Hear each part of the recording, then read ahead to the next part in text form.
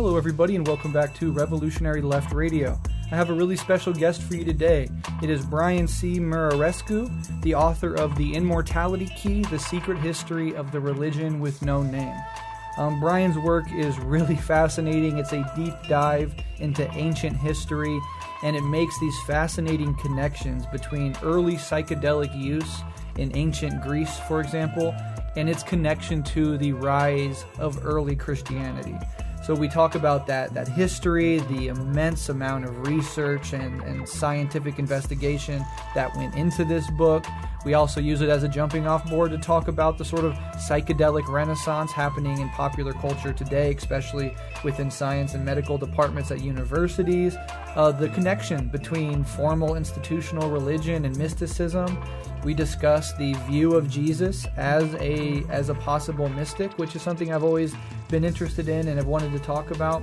So a whole smorgasbord of fascinating things are discussed in this episode.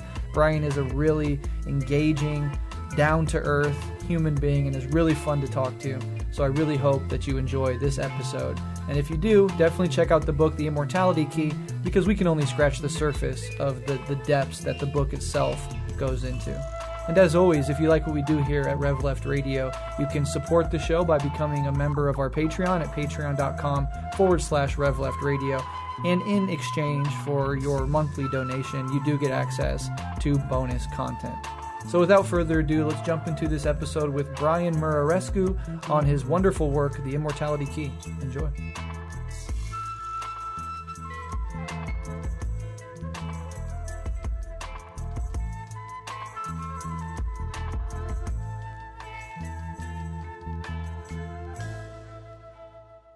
Hello, everybody. This is Brian Muraresku. I'm the author of the recent book, The Immortality Key, The Secret History of the Religion with No Name. It took me about 12 years to research, investigate, and write that book, which is essentially the hunt for two really big questions. Number one, did the ancient Greeks use drugs to find God? Number two, did the earliest Christians also use drugs to find God? If the answer to either or both of those questions is a yes, then it raises profound questions about the origins of Western civilization. This, in no uncertain terms, is the hunt for the Holy Grail. Beautiful. Yeah, and I love this book and this work because it intersects with so many of the interests that we have on this show with mysticism, psychedelics, deep history, and the scientific and scholarly research that really goes in to searching for the answers to these questions. So we're definitely honored to have you on this show. And maybe a good way to start is just to maybe talk a little bit about yourself, specifically how you identify religiously and sort of how you became interested in this topic.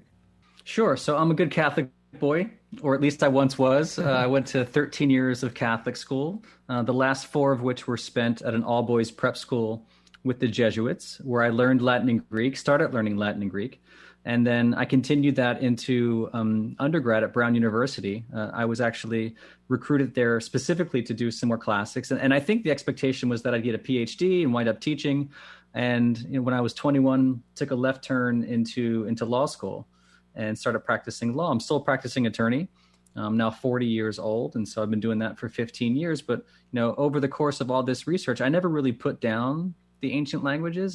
This is the kind of stuff I'd turn to on nights and weekends to kind of keep life interesting and, following all these mysteries around as deep as I could take them. And then, a couple of years back, I kind of put my practice on hold and really dedicated myself for a couple of years to traveling over to Europe and writing this book. It's a major passion project of mine. And in a weird way, it's only just beginning. The Immortality Key is kind of proof of concept for a number of years to come, where all these new disciplines that we're going to talk about are really weighing in on this question that goes to the heart of the real roots of where we come from. Yeah. And you mentioned, 12 years of research, immense travel, working on the weekends because it was a passion project.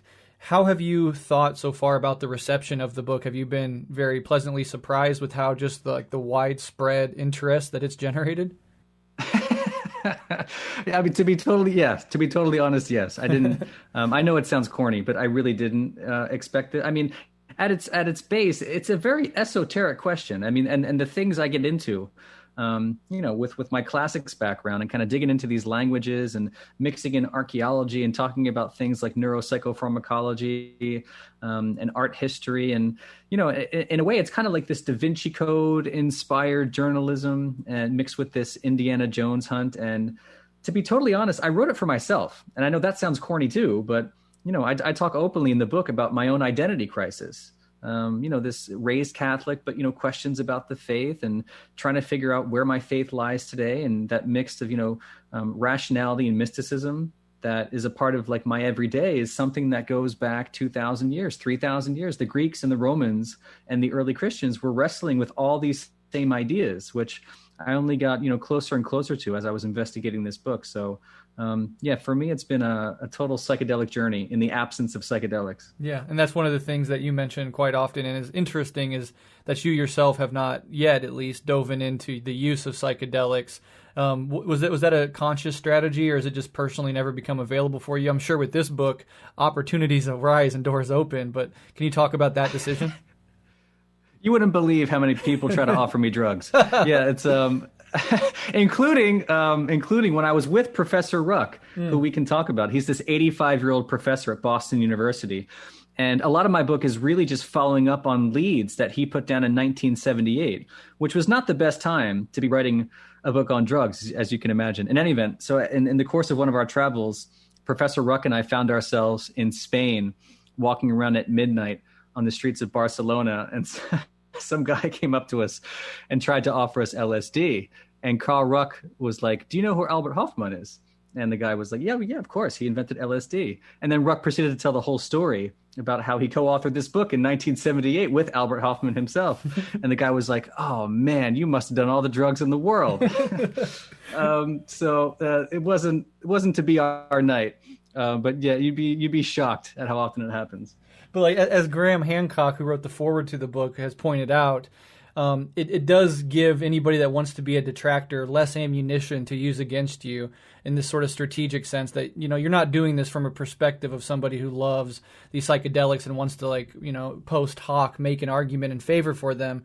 Do you think that's helped with the sort of reception and credibility on some level, especially in the scientific community? I like how you put it. On some level, yes. I mean, and I went into this to try and be as objective as possible. It's not a book about, my trip reports and my subjective experiences. I'm interested in the experiences of others, and I'm interested in the data and where the science is leading us. I'm very interested in, this comparative analysis through the annals of history, teasing out all these clues. I mean, at the same time, my friend Michael Pollan wrote a very influential book, How to Change Your Mind, that came out a couple of years ago that does document his personal experiences with these illegal compounds, and it doesn't seem to have affected him all that much. So, I mean, I don't know. In my own case, again, it's just where I landed. I mean, I made the conscious choice at some point to remain objective and stay a virgin. And then as time evolved, it felt natural to me. And kind of, my whole quest behind psychedelics is seeing them as part of this universal spiritual toolkit, of which there are many tools to pick and choose from. So mystical experience is kind of the real driving force behind the book, and the real key in the title, The Immortality Key, which we can talk about. Absolutely. And in the second half of this conversation, I'm definitely going to dive into that and ask you about your relationship to mysticism. But let's focus for now on the first half of just discussing the book, some of its main arguments, etc. So from a bird's eye view, what is the main argument of the book for those who aren't familiar with it? And what is, as the subtitle says, the religion with no name? Right. So again, I'm really picking up where this book, The Road to Eleusis, left off. So it's released in 1978 by this trio of renegades, Gordon Wasson, Albert Hofmann, who discovered LSD, and this guy, Carl Ruck, who I was just referencing. He's now 85. At the time, he was in his early 40s, just a bit older than me. And their idea was that this place, Eleusis, which is kind of like the Vatican of the ancient Greek world, it was their spiritual capital in many ways. And it called to initiates for 2,000 years, which is as long as Christianity has been around. And their idea back in 1978 was that this potion that we know from the sources was involved in whatever was happening at this sanctuary, that this potion was spiked with mind-altering drugs that afforded this vision that's universally attested to almost by the initiates who went there, and what little testimony survives, that it was this powerful, life-transforming vision that convinced whoever went there that they were immortal, that they would never die, that they were guaranteed of some kind of afterlife. So it had to be a very powerful vision. And the idea in 1978 was that, well, this potion must have been spiked with psychedelics, specifically ergot, which is this naturally occurring fungus that's been around as long as grain and agriculture itself has been around, so at least 12, 13,000 years. And ergot is how Albert Hofmann himself was able to synthesize LSD back in the 1930s. So, in principle, in the abstract, a very elegant theory for what may have happened at Eleusis, but there was no, again, hard scientific data to kind of prove it. And that's how I spent the past 12 years kind of looking for data. Can you talk a little bit more about Eleusis, sort of what it's known for, maybe even the historical period that we're talking about, so people can orient themselves to that? And importantly, like some of the interesting and famous philosophers that went there. Sure. So when we're talking about Eleusis, we're talking about this ritual sanctuary 13 miles northwest of Athens. And we think it's in existence from about 1500 BC to the 4th century AD, when it's largely obliterated under the influence of the newly Christianized Roman Empire. So, beginning to end, that's about 2,000 years. We don't really know what was going on in the early period, but by the time of the classical Greeks, 5th and 4th century BC, 2,500 years ago, you have people like Plato, Pindar, Sophocles, a couple centuries later, Cicero, the Roman statesman, who calls Eleusis the most exceptional and divine thing that Athens ever produced, right? So this was not a sideshow. This wasn't something you would just gloss over in the history of Greece. This is really, part and parcel of the engine of the civilization that gave birth to democracy, the arts and sciences, and all the rest of it. And then you have Marcus Aurelius himself, who was actually allowed inside the Holy of Holies a couple centuries after Cicero. So, between both the Greeks and the Romans, this thing stood the test of time. And whatever happened there was a secret. This is why Houston Smith, the greatest religious scholar of the 20th century, calls it the best kept secret in history, because we have this tiny little, bits and clues and testimony that survives from people like Plato, who talks about his vision there in ambiguous language, but we really don't know the details. And so that's why it's always been open to speculation about what went on there. Yeah, absolutely fascinating. Can you talk about the Pagan Continuity Hypothesis, and what does it suggest about the connections between these practices of ancient Greece and then transitioning into the early Christian period? Right. So I was on site at the archaeological site of Eleusis with one of the Greek excavators. And the best way to define the Pagan Continuity Hypothesis is to quote something she said. As we were going through the site, she was just kind of commenting on all the similarities between whatever we think was happening in Eleusis and what would become the Christian church, and in this case, the Greek Orthodox Church, for example. So, when you walk on site there, you see this big grain silo, and, the first fruits, the crops were sent from all around Greece to Eleusis as a sort of storage house for Demeter. Demeter was the lady of the grain, the goddess of the grain. Much the same way that, for example, the congregation might send in their tithe or might send in donations to the local church. Everyone had to send some grain in. So there's that aspect. And then there's a giant church to this day, a modern church, dominating this precipice on site at Eleusis. And what happens in the fall on this special church holiday every year is a bunch of pilgrims come in, and there's this bread blessing ceremony that takes place. Again, this continuity of like the ancient grain dedicated to Demeter somehow being transitioned into the bread, right? That's associated with the Eucharist, and with the Virgin Mary occupying the same site that's been in ritual use for, just about 3,500 years. So, there's lots of other details, but pagan continuity in and of itself is the idea that some of these ancient practices somehow made their way into Christianity, that whatever Christianity couldn't kill, it absorbed. Yeah, and that's certainly in line with Christian and other religious histories. When conquering new territories or moving into new areas, there wasn't necessarily a wholesale obliteration of the local cultures and rituals, but to some extent, as much as possible, sort of bringing in of some of them and turning them in over time to just aspects of the dominant religion, right? That's right. And it pops up even more explicitly with the Mysteries of Dionysus, which is another one of these pagan ancient Greek traditions. So there was Eleusis, and that was just one of like many mystery cults that were in existence for many, many centuries before Jesus and the Christian movement. In the rites of Dionysus, it's funny. You see this god that we think of as the god of wine, right? Well, he was also the god of madness and ecstasy. And the Greeks didn't really associate with Dionysus with alcohol per se, but like states of intoxication by any means necessary and states of madness. And Dionysus in the ancient literature is described as the son of God. I mean, in the very first line of Euripides' The Bacchae, which debuted at the Theater of Dionysus in 405 BC, 400 years before the putative birth of Jesus, you have this figure being called the Son of God, right? Just like Jesus would be later. And you have this sacrament of wine that's also adopted by the Christians centuries later. And on, all these similarities that pop up between the two traditions. Yeah. When it comes to Eleusis, was it like a retreat for the elites only? Was there any common people that could go? What was the sort of class divide of that experience? Yeah, we don't really know. I get asked that question a lot, and I do think it was, somewhat prohibitive, time and cost prohibitive. You had to take, the time away from doing your duties, and at least 9 days and nights were spent along this long procession and preparation to the culmination of this mystery rite, and you had to do it twice.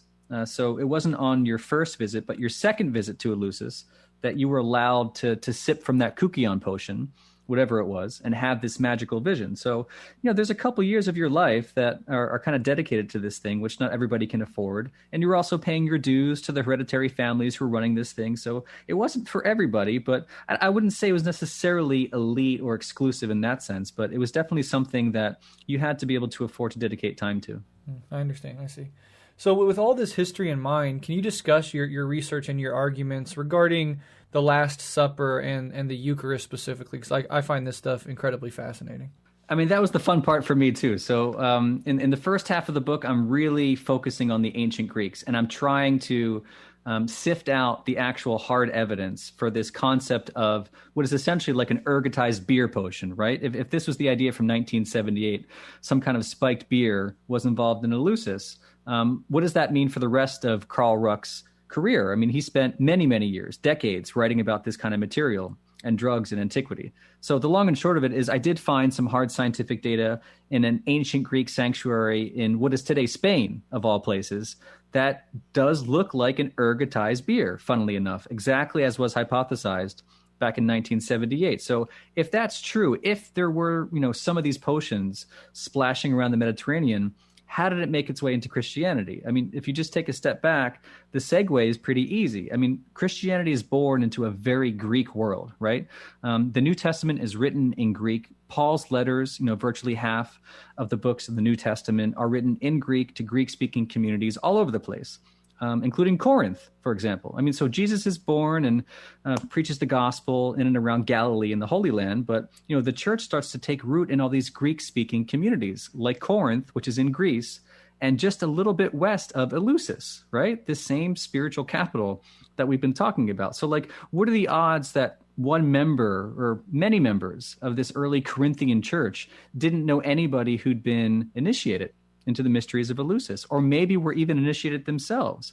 So we have to remember that the church grew up in a very Hellenized world, a very Greek world, where the concept of magic potions and mystery traditions and secrets would have been known to all these early churches. And so it only raises the question, is it possible that one of these magic potions spiked with just the right drugs made it into one of these early churches before, the church really grew up and became a giant bureaucracy that it did after the 4th century AD? There's a few centuries there where we don't have, many details of what was going on.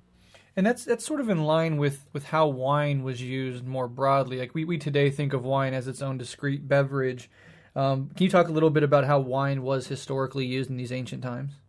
Yeah, so the minute you start looking into ancient wine, you realize pretty quickly that it has nothing to do and resembles very little the kind of wine that we have today. So it was much more versatile in antiquity. If you go back to the very first literature of Western civilization in Homer, in the Odyssey, the prototypical witch Circe is written about in Greek, mixing pharmaca lugra, evil drugs, into a kukion potion. Actually, Homer uses that word too, the kukion, the same kind of mixed beverage that made its way into the Eleusinian mysteries. You have this idea that goes all the way back to the 8th, 7th centuries BC. and is being written about. And as time goes on, there's another word that's used for wine instead of the typical word, which is oinos. The other word used for wine at the time was pharmakon, which, as it sounds, is where we get the word pharmacy. It means drug. And so, it was common to refer to wine as a pharmakon because it was the thing in which you would, dissolve drugs. It's how you got your medicine. You didn't go to CVS and, get your prescription pills and down them with a glass of water. You would dissolve medicine into wine, or you would dissolve poisons into wine if you wanted to hurt somebody. Or you would, dissolve maybe something else into wine in order to create one of these mystical events of communion with your chosen God. So it was very versatile. On the Rogan episode that you did, I think you mentioned a little bit about Paul's dialogue with the Corinthians. I think it was in relation to wine as well. You want to say a little bit about that before we move on? Sure, yeah, it's a very controversial set of lines there. I picked up again, just picking up where Carl Ruck leaves off. There's a really interesting line in the New Testament, and it's in the first letter to the Corinthians, Paul's first letter, in chapter 11, verse 30. Paul is kind of chastising these Corinthians for not really celebrating the Eucharist in the right way. He talks about them having access to a cup of demons, and they're eating too much and they're getting drunk, and it's just not what Jesus had in mind, apparently. And so Paul's writing this to them in the 50s. In the 50s AD. This is before the Gospels, by the way. So one of the first written testimonies we have of the Eucharist is this scene, by the way. This precedes Matthew, Mark, Luke, and John. So it goes back pretty deep. And what we see from the very beginning is that, there were competing definitions of what this Eucharist was supposed to be and what this Mass was supposed to be. The way the Corinthians had it, as I was alluding to earlier, it looks like they were dipping into some Greek magic, according to Carl Ruck. So there's a line there, Paul's saying, if you guys keep doing this, there's a reason that you're kind of missing the mark. And there's a reason that so many of you are weak and sick and a number of you have fallen asleep. That's usually the way it reads in English. But the verb in Greek for fallen asleep is koimao, or kimao, you would say in modern Greek. And what that means literally is to die. And it does pop up in other instances in the New Testament, like in the resurrection of Lazarus, for example, the same verb is used. So Lazarus what wasn't taking a nap. We know that there was something with this verb that did mean to die. And so we have to ask ourselves, why is Paul saying that people are literally dying from consuming the wrong kind of Eucharist? What was in that Eucharist? Was it a fatal potion? We don't know. So interesting, yeah.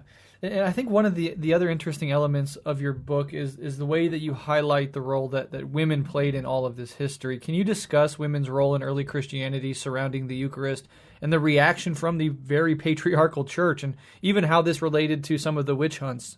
Yeah, it's a very important aspect of the early faith. Women were integral to the birth and development of Christianity, and it should come as no surprise because they were integral to the Greek mystery rites as well. So Eleusis, which we've been talking about, was originally a woman's rite of initiation, reserved exclusively for them. Only later are men allowed in. Same, if not more so, with the Mysteries of Dionysus. These are female-led maenads, they're called, the followers of Dionysus, who fall into these fits of ecstasy and are mixing these wines. I went to the Louvre Museum in Paris specifically to see some ancient Greek vases where it shows women in the act of mixing some kinds of plants and herbs into wine. You can see other examples of them potentially mixing mushrooms into wine. So we know that this was the province of women. And, who's going to mix up the earliest Eucharist in the church before there's a priesthood or before there are brick and mortar basilicas, again, which don't occur until the 4th century AD.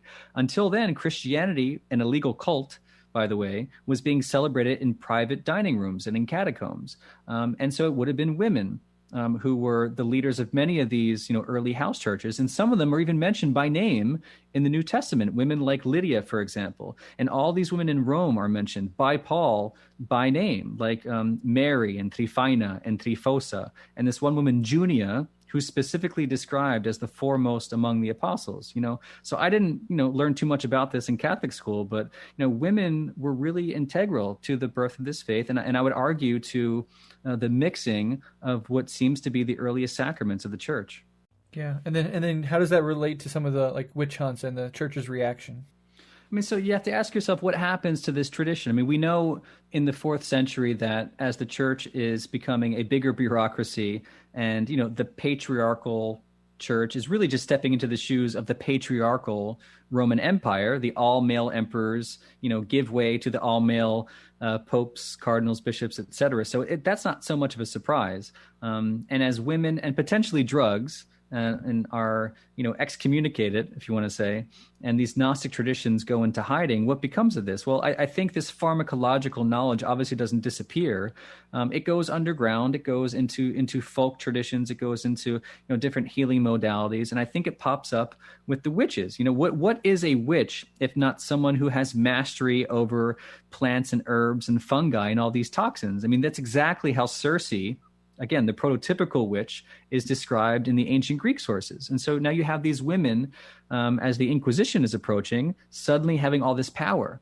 And it's power that could be perceived as in conflict with and maybe very controversial to this patriarchal-led church that is trying to keep a grip on its Eucharist and on its sacraments and on the magic, the white magic that it alone is able to control, to heal people and to keep the community in check. And so here are these witches out there mixing these crazy potions, some of which are described in very psychedelic terms, by the way, by the personal physician to the popes at the time. And it's at least part of the reason behind these witch hunts. It was their forbidden knowledge, and I think part of the forbidden pharmacology that they'd kept alive. You mentioned right there psychedelic descriptions. Do you have any details on how these were described? Sure. I mean, we have at least a few. Well, I mean, I went into the archives in the Vatican myself to see if I could turn up anything in the manuscripts, which I think I did. But even before that, we're talking like the 15th, 16th centuries. And so there's the physician I'm referencing is Andres Laguna. And, he translates this older textbook on pharmacology from Dioscorides, who writes in Greek in the 1st century AD. 1,500 years later, here comes Andres Laguna, this physician to Pope Julius III. And so he translates like the original Greek from Dioscorides, which has all kinds of crazy ingredients and mixed wines in the original manuscript. And then he adds all these notes and these anecdotes about what's happening in his time. And he talks about these witches' ointments, these green ointments, he calls them. And he lists out the ingredients like hemlock and black nightshade and henbane and mandrake, which, if they're not familiar to you as classical psychedelics like LSD or psilocybin or DMT, these are very potent alkaloids. They all contain the tropane alkaloids. These are all plants in the Solanaceae family. Very, very witchy stuff, very, very dangerous stuff, and they're listed right there by the Pope's physician. Yeah, that's so interesting. I'm sort of thinking with regards to like the reaction from the church, and I think in a little bit we'll talk about mysticism versus formal religion, but what has the church's response been more broadly to not only your work, if there has been a explicit response, but to work like it in the past, like the book from the 70s that precedes yours? Has there been any sort of interaction there? Well, that's a good point, and that's why I wrote the book that I did, which, despite the fact that it asks very big questions, and very much wonders, how this technology could have been suppressed and how widespread it was in antiquity. At the end of the day, I'm very clear at the end of my book to say I don't know. I'm very honest with the reader, and I'll be honest with you now about how much we know and how much we don't. I mean, in the book, I present what I think is really compelling data about this ergotized beer from Spain, pointing to the Greek mysteries, and about one of these spiked wines from the 1st century AD, which we didn't mention, but is another wine that was spiked with things like cannabis and opium and henbane. I think it's some of the very first data that points to the physical existence of actual like botanical specimens of what you might call a kind of psychedelic wine. And so now it's there, it's in the record. And I think the question is, like, how much more is there to find? Former works like John Allegro, for example, wrote a very controversial book, The Sacred Mushroom and the Cross. He wasn't interested in that kind of work. I mean, mainly because the science didn't exist. And so a lot of his work is philological, which is, it's a different kind of discipline. Some of his, comparisons and some of his exegesis of the texts are hard to swallow for some people. It's very, very complicated stuff. And as a result, the church was widely dismissive of it. So I wanted to be careful, encroaching on this sacred territory, to make sure that we stick to the facts and we stick to the science and just be honest about what's there and what's not. Absolutely. And what has the response, if any, been from just like regular, more Orthodox Christians in general? Like, have you had any feedback from people who consider themselves Christians to this work? Yes. So last month, I gave a nice talk at Harvard Divinity School with my friend Dr. Charles Stang. He's actually doing a year-long program on psychedelics and the future of religion. We had a spirited talk, which was a lot of fun and well attended. And before and after that, I've been in touch with all kinds of religious professionals. Priests, both in the Catholic and Orthodox faith, ministers, reverends, rabbis. Earlier this week, I did a Bible study with a rabbi in California, Rabbi Zach Kamenetz. So there are religious professionals who are interested in this material, as long as you go in with an open mind.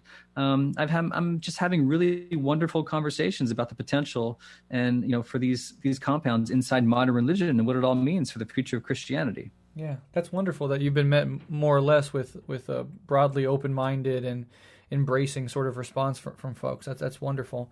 Let's go ahead and move into the second half of this sort of conversation. And in the wonderful introduction to your book, which I really did love, you discuss mysticism historically, and in other interviews that you've done, you've talked about the tensions between mysticism and religion. I was hoping that you could maybe opine a little bit on where you think the divisions are and what some of the history regarding the conflict between mysticism and more formal institutional religion have been over time. Yeah, so in the intro, I reference a spiritual luminary, Brother David Steindl-Rast, and he says it better than I ever could. But he essentially says there's no other way to start religion than through some of these mystical experiences, which is not to say they were all drug-induced or psychedelic facilitated. But when you think about things like Moses in the burning bush, or the Prophet Muhammad's interactions with the angel Gabriel, or Paul on the road to Damascus, we're talking about weird things. We're talking about visionary encounters. We're talking about altered states of consciousness. And according to Brother David, each of these religions, like the three I just mentioned, they do in fact have a mystical core, but the real challenge is to try and find access to that. And the real challenge is to try and keep that alive in this tension, between the mystical and the religious establishment. Part of the church just has to keep itself alive. Part of the church has to speak to people in a way that lots of people can understand and do things that lots of people can attend, like the Sunday Mass, for example. Psychedelics and mysticism more broadly, I've been saying recently, they're like the extra credit dimension of the faith. It's not for everybody. Not everybody's going to go on pilgrimage to, Santiago de Compostela, for example. There are lots of Catholics who do that and who go to retreat centers, for example. When I was studying with the Jesuits, I'd go on retreat and I was investigating all this contemplative mysticism and silence and doing meditation. But that's not for everybody. And so I think the goal, and this is something the religious orders do particularly well in Christianity, is to try and keep that mystical core alive. Because over time, it begins to disappear unless you're tending to it. And Brother David says that the pipes tend to get rusty and start to leak, or they get clogged up, and that the flow from that original mystical source will eventually slow down to a trickle. And that's not good for anybody. Richard Rohr, the Franciscan, writes beautifully about this, by the way, in The Universal Christ, one of his more recent books. And, he, like Brother David, is talking about kind of resurrecting these old mystical traditions and keeping this alive for people in a way that actually makes sense. And if you think about it, under the right circumstances, psychedelics could be one of the things that maybe taps into that mystical core.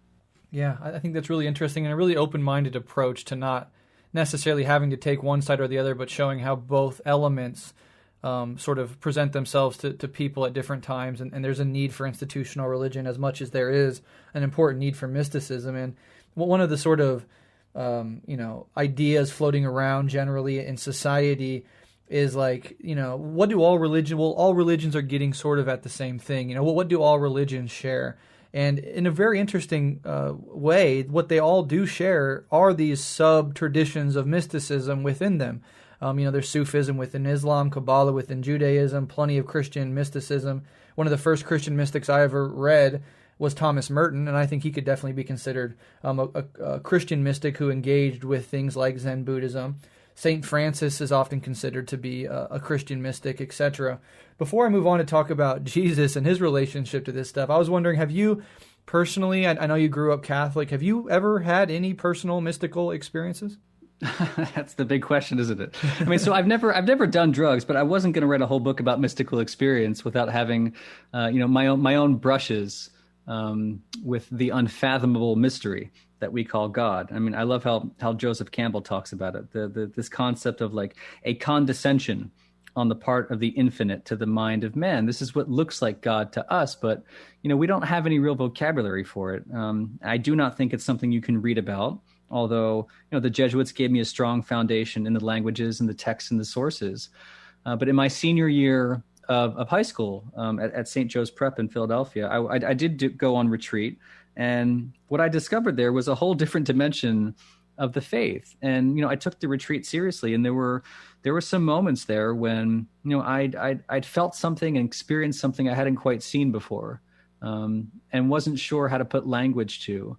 And as I started reading some of this literature, psychedelic literature, the near-death literature, the mystical literature more broadly that I got into in college and thereafter, I started to realize that, I may have had something like a mystical experience and didn't know how to talk about it. And, the hard part is learning how to capture that. I mean, how do you do that? How do you experience that in a way that's reliable and potent? And again, I kept turning back to psychedelics, despite never having tried them, just because they seem to result in the kinds of things that the volunteers themselves at Hopkins or NYU, for example, who conduct these clinical trials, these volunteers wind up describing their experiences in very mystical language, including among atheists in some cases.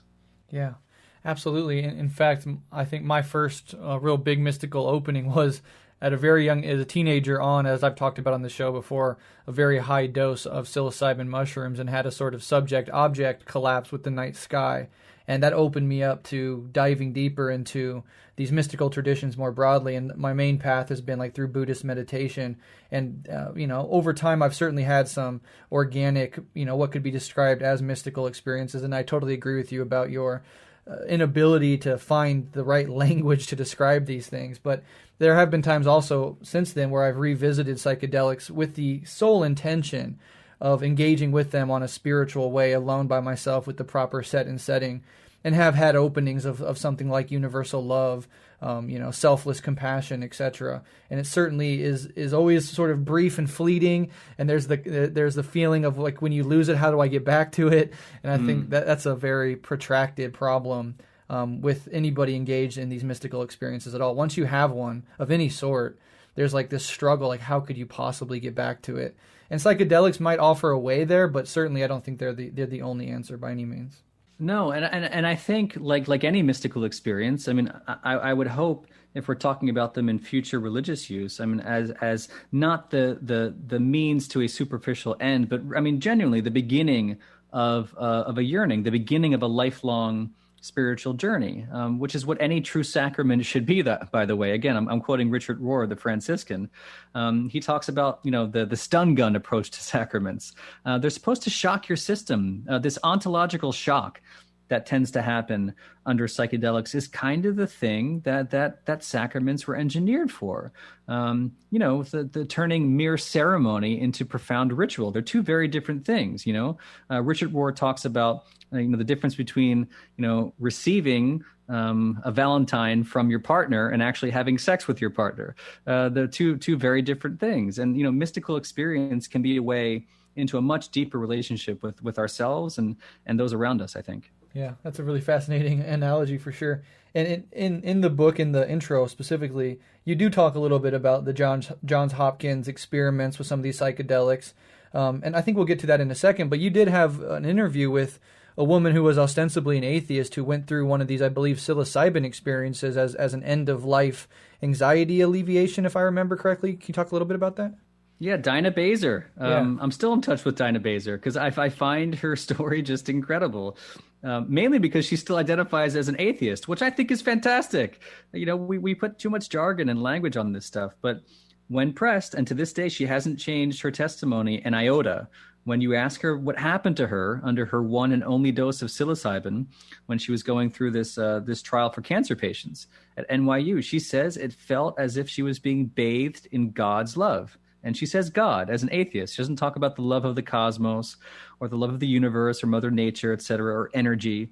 She says God. And whenever you ask her about that, she'll just say, it seems like the most appropriate language to me. And then she talks even more insightfully about like what happened after that. And, this line that I like to quote, she says, she came to the realization that every moment is an eternity of its own.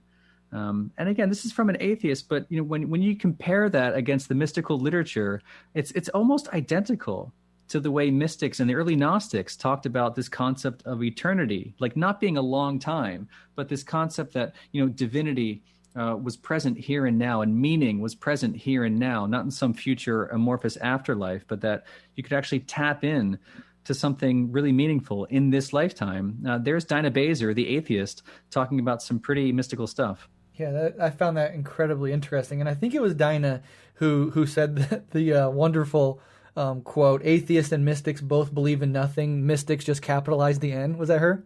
Oh, that wasn't Dinah, but I think she'd appreciate that for sure. That's a great quote. Yeah, they both essentially believe in nothing. It's just how you capitalize it. I love that. So, as like you, I grew up Catholic, and I went through a hardcore new atheist, sad to say, phase in my early 20s. And for many years now, I have been profoundly interested in and practicing mysticism. And through this journey, I initially loved Jesus as the literal Son of God, and then transitioned to dismissing him entirely as a fantasy in this, hubristic and arrogant atheist way. And now I'm back to loving him again, but this time sort of from a more mystical perspective. And I think that reflects three pretty substantial views of Jesus: the sort of Orthodox Christian view of him as the literal Son of God, the non-theist or non-Christian view, sometimes dismissing him, sometimes saying he was a great teacher, but nothing more. And then the mystical view, which would even present Jesus as a mystic having mystical experiences and trying to give words to those mystical experiences through the cultural and linguistic frameworks that he had, which was predominantly Judaism, I believe, at the time. So given your relationship to Christianity and the revelations of your research, how do you personally view Jesus, and does the view of him as fundamentally a mystic resonate with you whatsoever? It resonates completely. Yeah. And I mean, your journey is just, it's the hero's journey of growing up and just being exposed to more ideas and having better vocabulary to talk about this stuff. I have two daughters, 7 and 5 years old. I don't talk about God very eloquently to them. So when you're growing up, it's just really difficult to teach these concepts to a 5-year-old. I got my first communion when I was 8 years old. What the hell did I know about anything when I was 8? Yeah. And there I am being initiated into the church in this very sacred ceremony as an 8-year-old. And I'm sorry for my shock, but I have a daughter who's 7. I can't imagine her understanding the depth of John 6:53, which would come to me in my 20s and 30s. And so, I look at Jesus very differently now than I did when I was 5 because, I know the Greek and I've been reading all these mystical reports. And what Jesus says in the 6th chapter of John there, which I wrote about in my book, is very mystical, profound stuff. It doesn't talk about Jesus as your savior or someone you should pray to or worship. And this was the Gnostic sensibility, this heretical sensibility of the early centuries. But, Jesus as someone to commune with in a very profound way. The promise, the formula in John's gospel in 6:53 to 56 is that whoever eats him and drinks him becomes him. You become Jesus, which is to say, you become the Logos at the very beginning of John's gospel, which is to say, you become God. The formula is very, very simple. You can become God by eating God. That's hard to describe to a 5-year-old. Yeah, absolutely. And then there are always these quotations which have radically changed meaning over time for me. Things like, the kingdom of God is within yourself when he's talking to the Pharisees, or the commandment or the dictate to love your neighbor as yourself, which, from a sort of conventional thought-based approach seems like an impossible task, particularly one that's filtered through and interpreted by the individual ego. but from a sort of mystical opening of selfless compassion, maybe portrayed through the Sacred Heart of Jesus, right? This radical opening to include everybody and to love everybody. It makes almost more sense as a sort of mystical reality to love your neighbor as yourself. And so for all these different ways, I come back around to really being fascinated by Jesus as a figure because of some of these quotes and some of this stuff of viewing him in this way, you know. And I think it's profound and sophisticated what you're talking about. And I think that's what religion is. I mean, these are questions that obsess philosophers, and now they obsess psychotherapists. And in an age before psychotherapists or therapists in general, there were religious professionals and there were philosophizers. I'm not sure if that was a paying job, but people have been thinking about this stuff for a long time, and these are deep mystical insights about loving your neighbor, for example.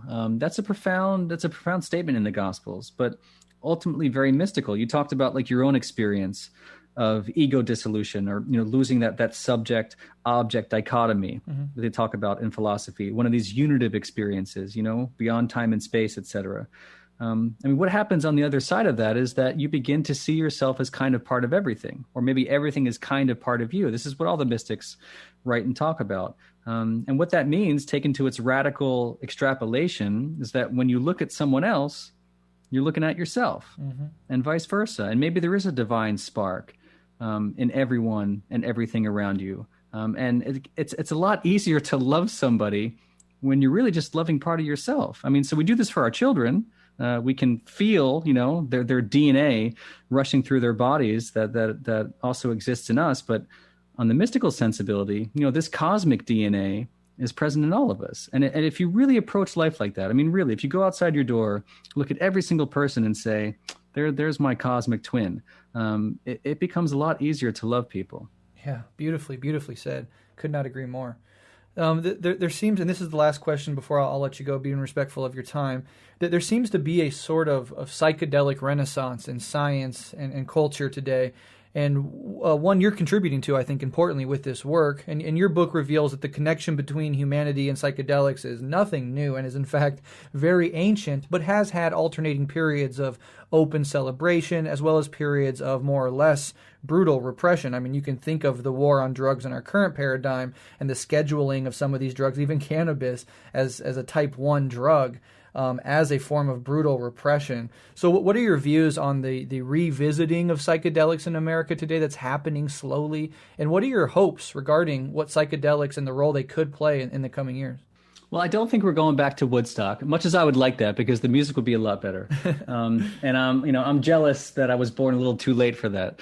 But I think despite how fast everything is moving in the Renaissance, I also do sense it kind of going painfully slow at the same time. I don't think that we'll see FDA-approved psychedelic medication for things like anxiety and depression before 2025. It could happen sooner, but that's a few years off before you see like proper FDA-approved centers. I mean, in the meantime, Oregon, as you probably know, is currently regulating psilocybin for therapeutic purposes and will probably not be the last state to do that. And California, I think, has a bill going through to decriminalize psilocybin. And lots of different cities around the country at the municipal level have done the same thing. And so there's going to be a menu available to people in the coming years. And, part of it will be for pure therapy. Part of it will be, for wellness. And there will always be the underground community, by the way. I mean, the same hippies who've been doing LSD or other drugs since the 1960s and 70s, maybe in some cases haven't gone anywhere. And microdosing is becoming very popular. But aside from all that, there's also the concept of psychedelics as a sacrament. And, we're not speculating too much because like within the Native American church, the ritual use of peyote is authorized. And within, certain other churches like the UDV, the Untitled Vegetal, they use ayahuasca as their sacrament. So here's the big question, would something like psilocybin be allowed inside a Judeo-Christian context? And, it's part of the question that I'm asking in the book because, here in the West, we have kind of this bias against psychedelics and maybe drugs in general as very like non-Western property, indigenous property, exotic property that has nothing to do with the people who, derive all this benefit from these Greco-Roman values that inspired the founding fathers of the United States, for example. And yet, what if at the roots of the West, what if at the roots of all this were some drugs, sacred drugs, no less? What if they made their way from the Greek and Roman worlds into Christianity? Now, I know these are all very big ifs, the same way I ask them in the book, but with more funding and attention on the disciplines that can actually shed light on this stuff, it's going to raise a big question. Like, is there a new sacrament that could make its way into modern day Christianity in a very legal way that has nothing to do with the FDA and has everything to do with the First Amendment and the protection of sincere religious exercise? It's a very big question we're going to grapple with over the next few years. Yeah, I mean, I completely agree, and I think that's incredibly thoughtful. And along with the freedom of expression and the freedom of speech, to have some sort of amendment at some point of like the freedom to explore one's own consciousness, with certain responsibilities and regulations, of course, I think is a core human right. And it's a right that humans have exercised in all conditions and all cultures throughout time, whether or not they were formally legal or not.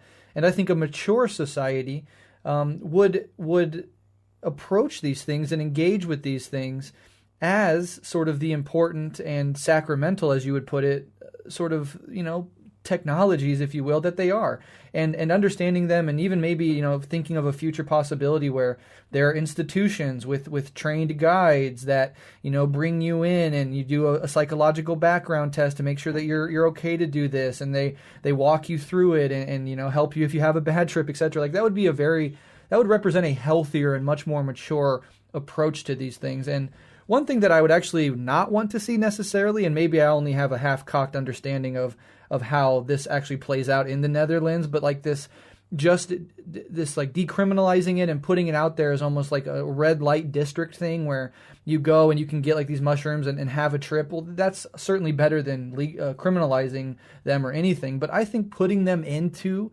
more respectful contexts, like perhaps a Christian context, religious context, or at least culturally important, ritualistic and ceremonial context, is actually perhaps maybe even a better way to engage with these substances rather than just making a smorgasbord of things you can come and get to have a cool, crazy trip with. Because the respect that should go along with these things and the way that you approach using these substances, I think is half of the game, really.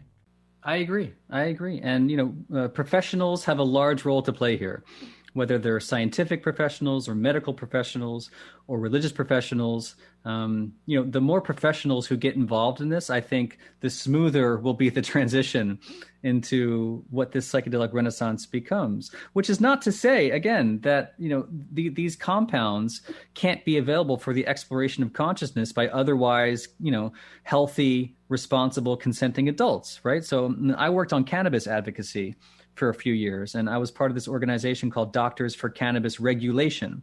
And we were very clear about that word regulation in the name of our organization, because it has a lot to do with education, and it has a lot to do with how we look at these drugs and why we've demonized them and what it means to come out of that, and how prohibition is not just this failed model, but it fails to protect the people you want to protect. Like psychedelics aren't for everybody, the same way that drugs aren't for kids. And only by regulating them, I think, are you actually trying to educate people. So you find far less kids today who are smoking tobacco than you did a generation or two ago. Not because, we threw tobacco farmers into jail, but because we just got serious about the benefits and detriments of, tobacco smoking. And, when you're honest with people, I think they kind of get the point. I think it should be the same with cannabis, psychedelics, and all manner of drugs. They absolutely don't belong in the criminal justice system. But much more than that, I think what we need is education. And I think all these professionals and these universities have a huge role to play in just spreading good information, which is what I'm doing here. Yeah, absolutely. And we are honored to have you on. And again, I'm a huge fan of this book. I'm a fan of yours, and I really appreciate your insight and your thoughtfulness and the way that you approach these topics and this profoundly fascinating history. The book, again, is The Immortality Key, The Secret History of the Religion with No Name. Brian, before I let you go, can you please let listeners know where they can find you and your work online? Sure. So my last name's hard to find, but you can go to brianmuraresku.com. Fortunately, you can also go to theimmortalitykey.com, and there you can buy the book. You can look at the things I'm working on. You can see links to my social media. I try and stay active on Twitter and Instagram. I'm getting better at that. So I always try to keep people informed of what I'm up to. Very cool. Hopefully we can send a few new followers your way, and I will link to those things in the show notes so anybody listening to this can easily find those and click on them. So thank you again, Brian. This has been a wonderful conversation. Keep up the amazing work. Thank you so much for having me. It was a fun chat.